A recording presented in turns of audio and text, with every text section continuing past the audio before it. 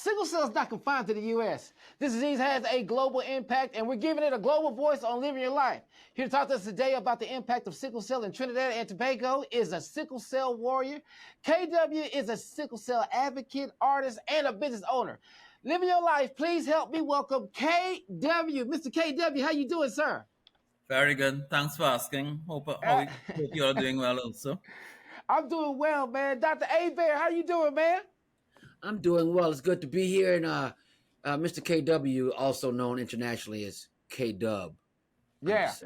That's what they tell me. That's what they tell me. That's the first time I hear that. You know, really cool brother, too, man. I love that, man. You know what, Mr. KW, let me ask you this. How many people down there got sickle cell? Approximately. I can't give you a number, but could I give you a prevalence? Yes, sir. So the global prevalence is 1 in 10. And in the smaller of the two islands, Tobago, with approximate population about 50,000, the trait prevalence was 1 in 7, reported in 2021. However, about 2 years after, that prevalence went down to 1 in 13. The point is that it's higher than the global prevalence when it was reported, and that's coming out of the newborn screening program that started in 2008.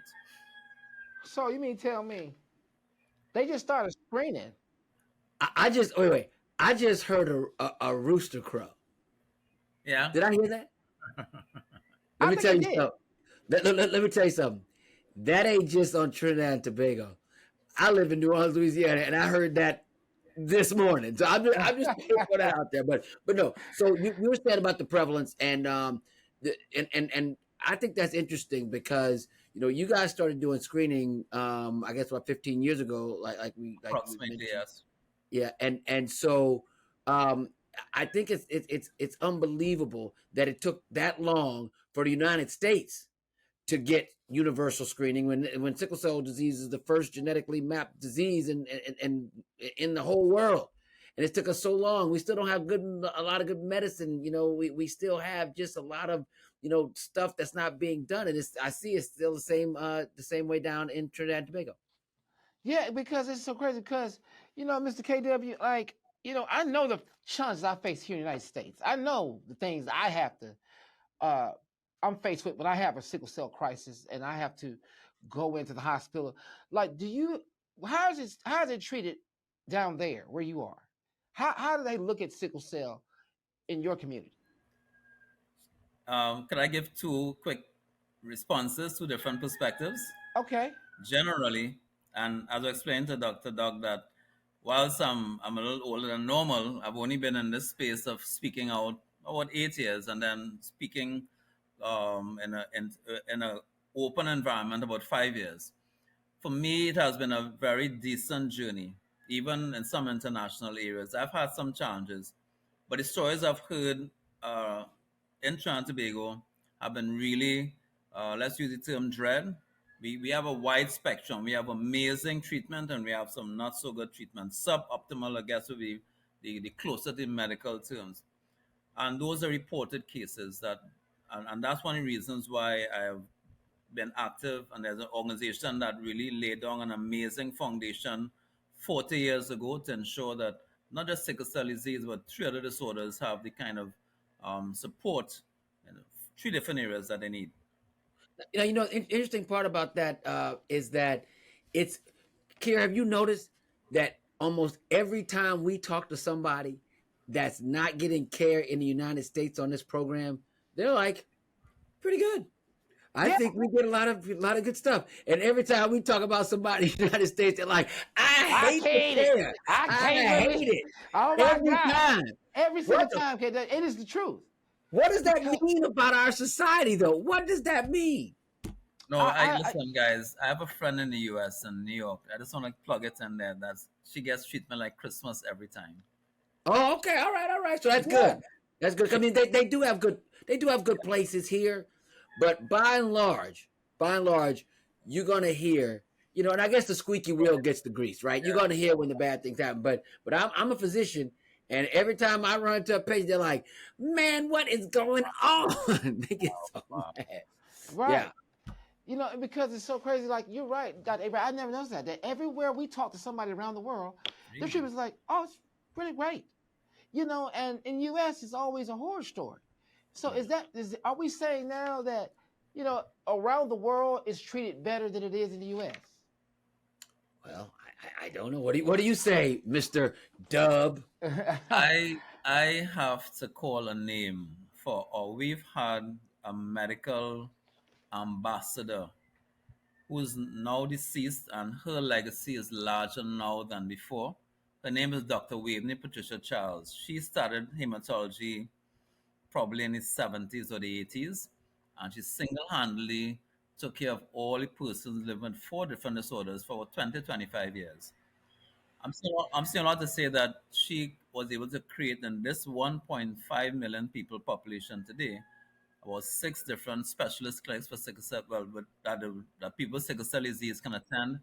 We have approximately 8 hematologists here. We have access to all the basic medication, global standard like hydroxyurea, pain medication. So access is not an issue. The issue is matching access to expectations, and if allowed, I'll expand on that later on. And you know what? I understand that you have a pet peeve, KW. Like you don't like sickle cell uh episodes be referred to as crisis. I mean, talk to me about that. Why do you say that?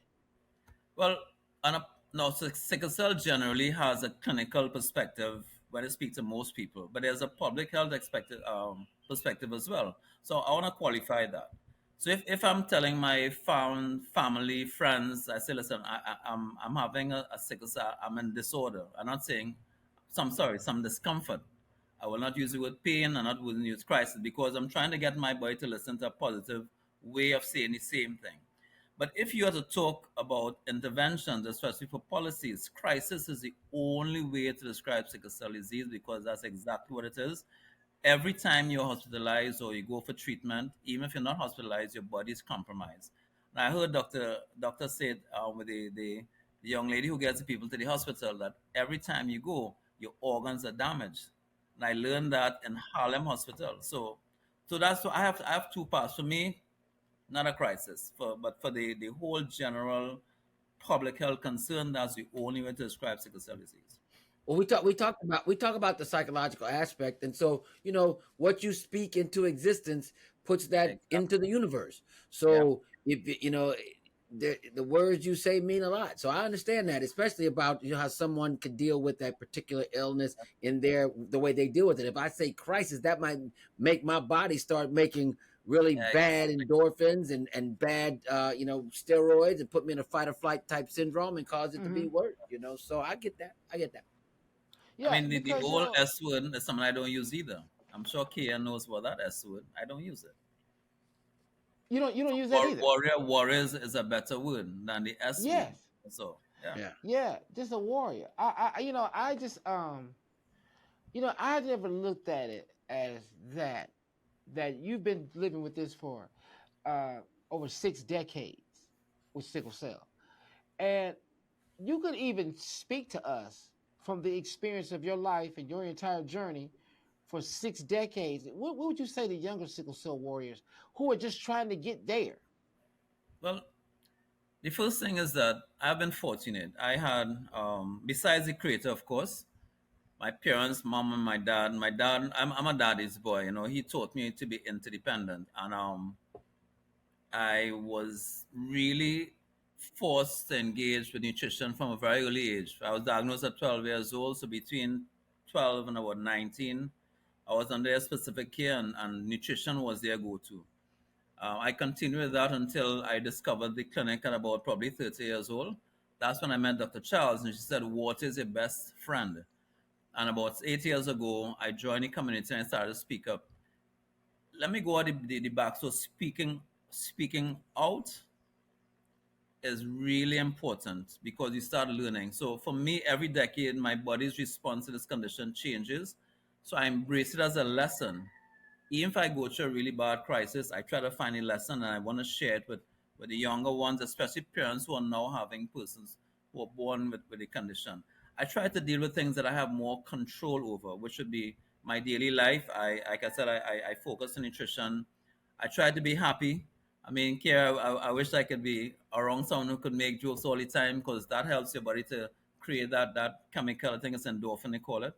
I try to keep my conversation to myself positive. So if I'm going to the hospital, I don't say I'm going for treatment. I say I go for service, things like that. But the important thing is that you are able to, let's use that term, advocate, because if a child can advocate as early as 6 years old and the parent now becomes the observer, that child takes more control early in life for their life. And lastly, um, for persons who are in clinics and maybe going through pregnancies and you discover your child has sickle cell disease, find a hematologist who, first of all, is willing to listen, understand sickle cell disease, and will care for you. If your care starts early, the sky is the limit. See there, Dr. Hebert, if your care starts early, the sky is the limit. I love, and that's with everything, and that's why a lot of times we have to try to get our patients with sickle cell disease out of the closet, like we say here. Yes. And the reason why is 70% of the I folks are lost to follow up, right? And so and this is the African proverb: he who conceals his disease cannot expect to be taken care of or cured. Now we know if the longer you go without treatment, the longer you hurt in private, your organs are being damaged, Right. kidneys, liver, spleen, eyes, everything. So that's why we got to get people early and keep them in the loop. But the problem is that our system is so bad and it's so alienating to the adult sickle cell population here. That's why they get lost to follow up, and then that's where all the damage is done. And that's just a sad paradigm. Let me make an input here, if I may.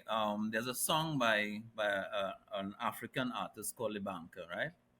And it's called People. And she says, I've been drinking alcohol for the last 5 days. Have you checked on me? My version is, I've been in sickle cell chronic pain for the last 5 days. Would you believe me? And then would you treat me? Those are my words to that song, because it really is about first believing and then listening.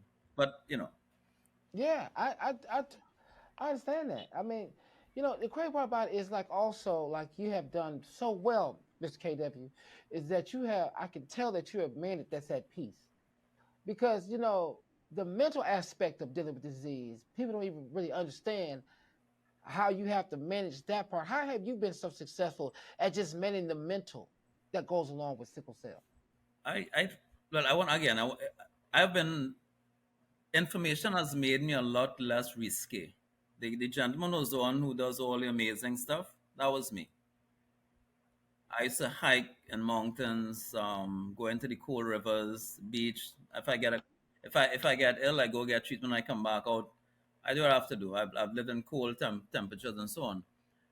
But I believe my personality allows me to be a bit more positive more than not. So, for example, I don't expect doctors to know anything about my condition. So I take responsibility for that when I go to care, and I start before I go for care to expect a good turnout. And if I'm there and I'm not getting a good turnout, I still want to embrace that thought. So along the way, for the last 8 years, I've found, there are a lot of doctors who listen, nurses who listen. Sometimes their peers don't want them to treat us because they think they're spoiling us. But those who listen, I ask them, please, to be willing to be available. So if we have to go to the A&E or to the hospital, even a question at home, I emailed one today to get some response, we can get that. And that is a personal approach. So partnering for me is a big deal because I've been able to support others more than not by having medical practitioners who are willing to share, and even caregivers like my mentor, Edlin Esdale. When he was alive, I could call him at the drop of a hat, and he can tell me he has 30-something years of caring for two people with sickle cell disease successfully. So his experience is more like a professor. He's not even a doctor. Let me ask a question. So you mentioned your psychological, right? What about, I mean, you seem to be a very svelte fellow. You seem to be in very good health. As you mentioned, you used to hike and all these things. And, what do I don't know you how he eat? did that. What, I don't know how you have Kier hitchhike. Kier hitchhike. I'm not even doing that. Don't even look for me. If Yeah. I see you going to the mountain, I'm not coming behind you. You got, well, look, that's where it goes down. You got to go Yeah, there. man. But look, He goes all the way up the mountain. what do you eat What is your diet? I mentioned earlier, I've done a little time in Trinidad and Tobago, not jail time, just a little time. You know, I've been in a band down there, you know, for Carnival, and I still get my cutula shipped to me, you know, homemade. But what do you eat? What You're do you? you're sure you really want to hear this? I do. I do. All right. Well, today my diet's um, a lot more palatable these days. I used to have a very bitter diet, never knowing the benefits of it, and that's why my parents were in charge of me. The most extreme thing I've eaten consistently was raw chicken organs. Huh? What? What the hell he just said? I'll see y'all. I'll be right back. What Nah, did I'm he just- just say? Fat Did he say what I liver. think he said? Now, you know what? That sounds what? like a setup. That sounds like a setup for us trying to just I get don't viewers. even know. Did you say? Let me see. Find out. Wait a And minute. this, No. Yes. You said raw chicken organs. yeah, this Let is me tell you just this, K-Dub. Let me tell you this.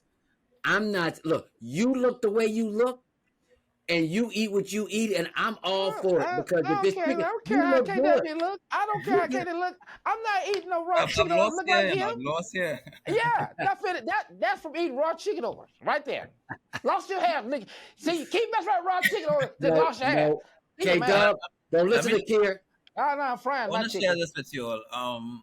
No, what we is the saw this- benefit to that? What is the benefit? Okay, to that? so that's what I'm happy you asked the question. So there's an organization called SAMI in Nigeria. One of my friends, Toyin Adesola and Peter Joseph, I think his name, they are the persons who ran a Living Well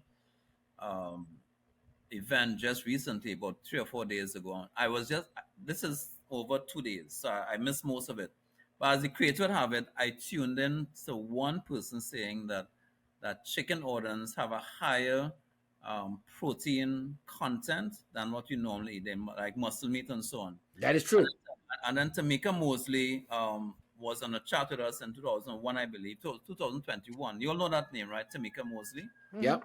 She's a person, right? So she's the godmother of what I call sickle cell nutrition, and she said that she shared that organ meat has a high concentration of something called coenzyme Q10.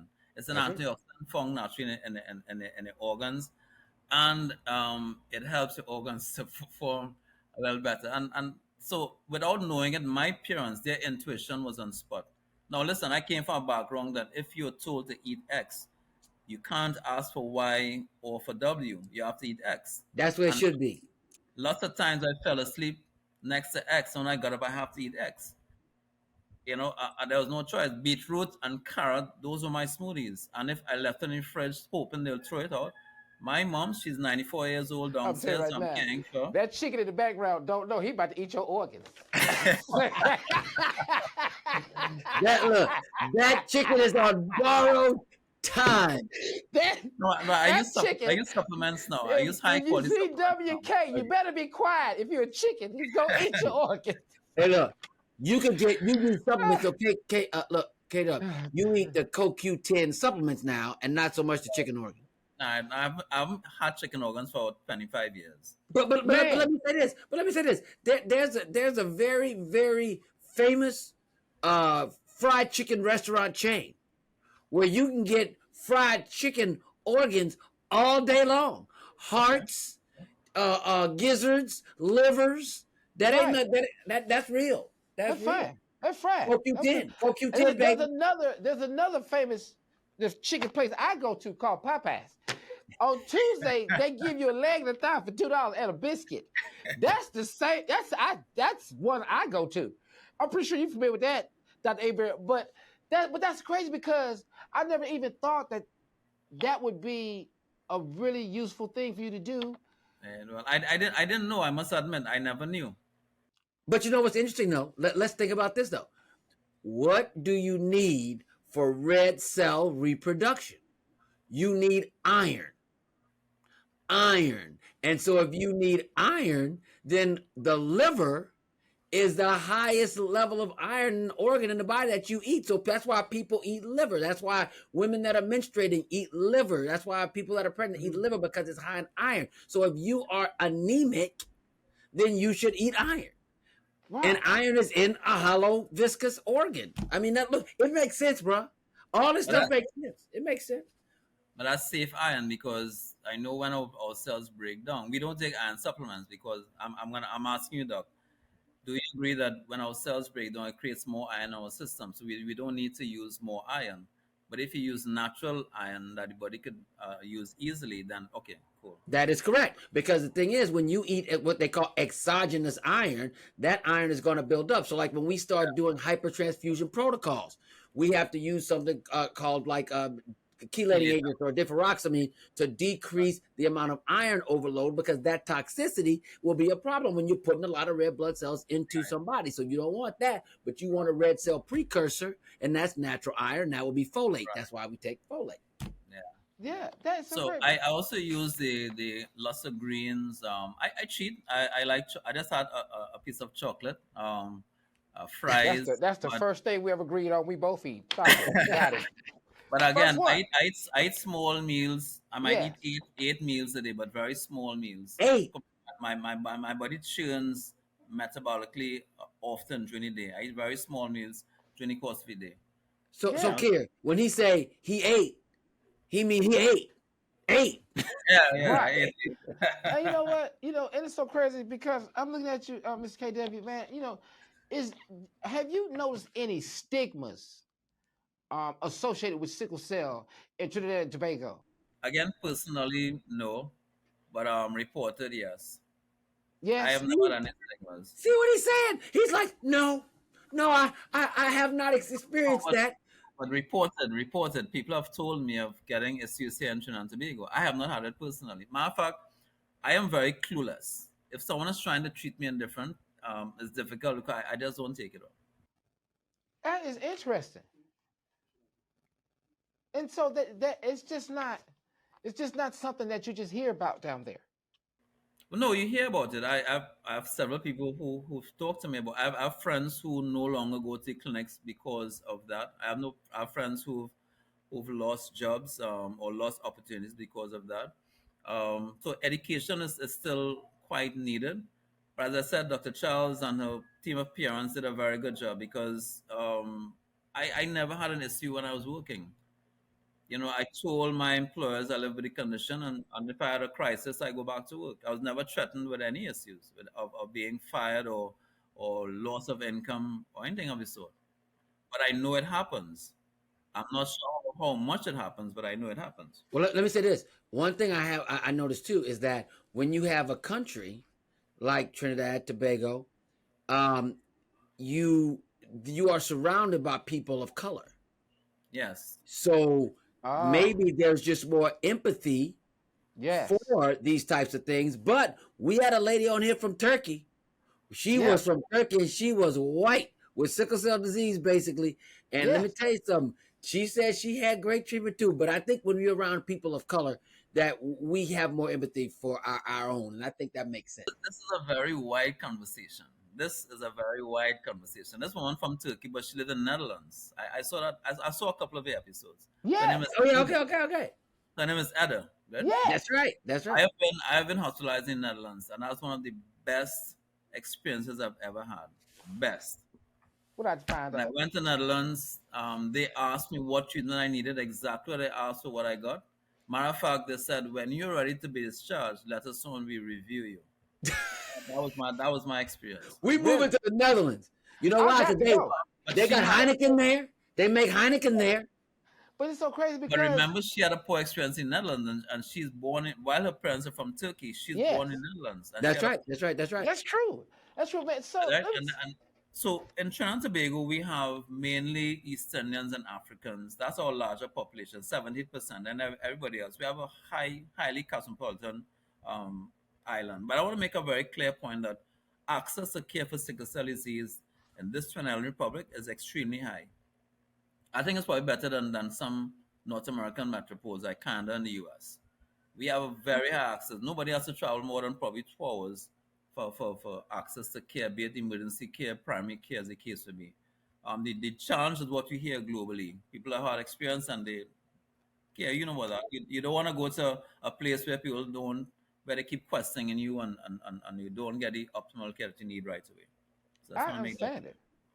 Man, Miss KW, before we get out of here, man, is there any words of encouragement you would like to leave with people who are living with sickle cell disease right now, and what your hope is?